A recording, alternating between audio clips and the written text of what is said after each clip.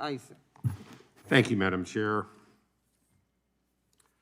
Like any other difficult subject and long-standing, there's no question there's complexity here that we won't settle now or if this commission comes to pass in this commission. But I think it's good that we make the record as complete as possible.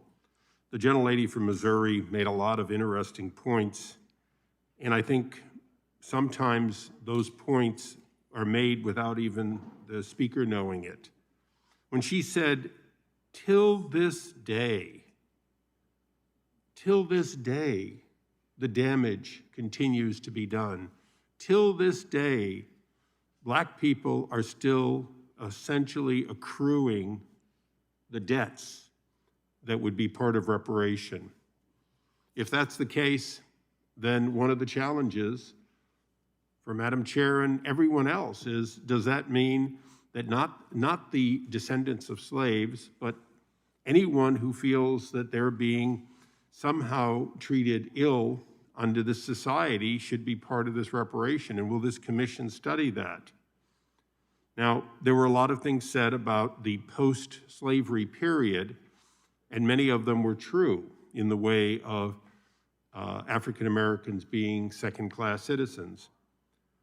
But I know that a former congressman from my district, Darrell Issa, born in India, came here and experienced prohibition on land ownership, prohibition on elected office, prohibition on citizenship as under the Asian Exclusion Act.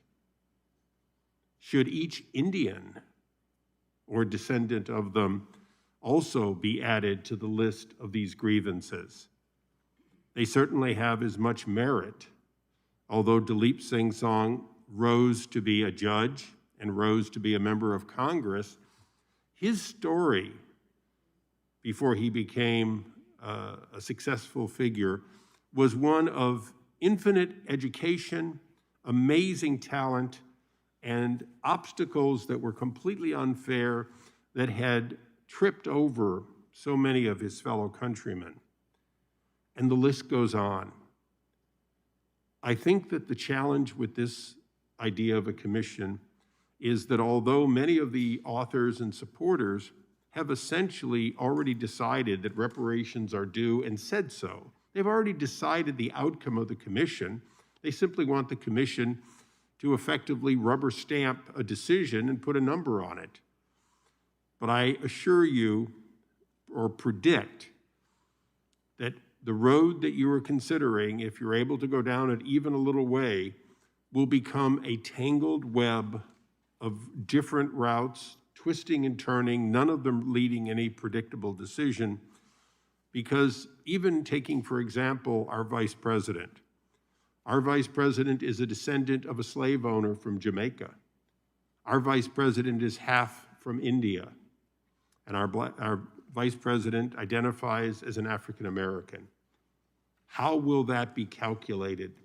And is there any way to calculate that the way we calculated the direct damage that President Reagan signed and paid for those people, those specific people who during their lifetime or immediately following to their immediate descendants were adjudged for, and an amount was paid based on what was done to them by a specific act of our government.